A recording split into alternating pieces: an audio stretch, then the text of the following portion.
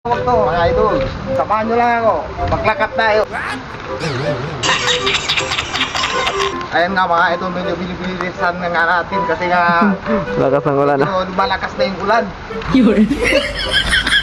Ganda dito, kung gusto mo mag-jogging, kaya maglakad-lakad lang para mamasyal.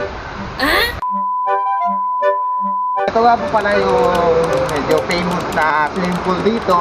At yan, makikita nyo naman dyan sa baba yung maganda niyang makukulay na ano.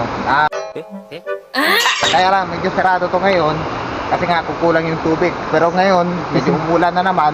Silipin natin. Sa susunod na linggo or Sisilipin natin. sa next month, mabubuksan na rin ito. Yan. Wow.